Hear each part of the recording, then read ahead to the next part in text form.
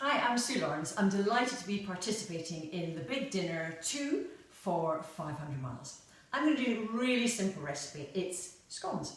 And I've done one great big batch, and you can see I've got it in 2 bowls, 450 grams of plain flour, 2 heaped tablespoons of baking powder, and 125 grams of butter. Rub it in so it's nice and sort of crumbly, and then I've divided it up because I'm going to do 1 lot of cheese scones and 1 lot of fruit scones. So, first of all, adding the ingredients to each of them.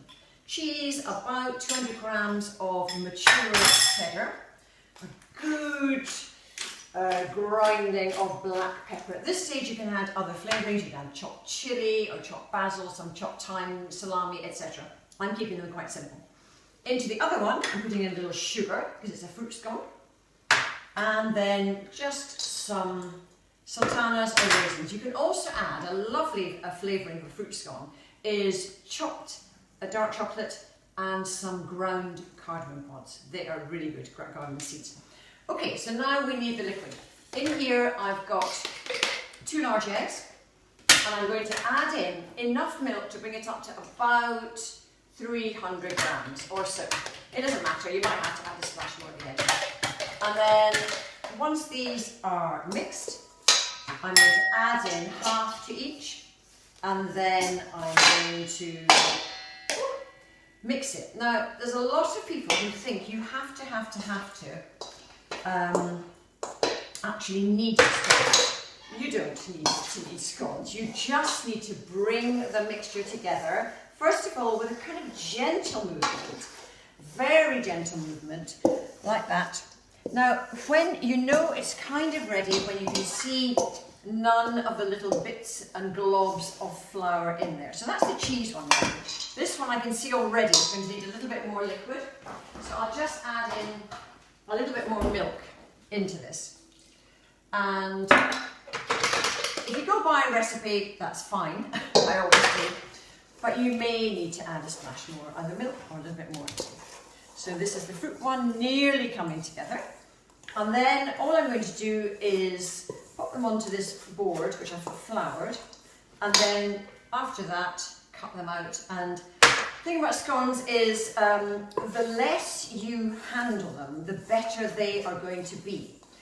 And also, the more liquid, bizarrely, it is, the better they're going to taste. But that means they'll sort of fall all over the baking tray. So you've got a happy medium. Right, that's that ready. So, a bit of a shaking of flour on here. And then first of all, I'll bring out this one. And remember, you have to, it's messy hand time.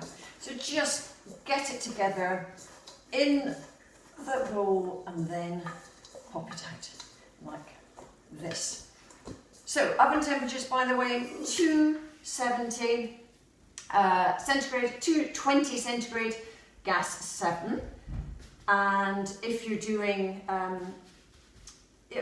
for scones the size I'm going to do, you probably need about 12-ish minutes. It really depends. Right, now you're going to need a good little dot of flour on top of that. And no kneading at all, just a very gentle patting out like that. And a bit of, I'll try not to mix them up too much. So, and you want to get them to a height that's not too low and that's not too high, because not too low will mean they will not come up to the most beautiful height. I'm just going to quickly wash my hands.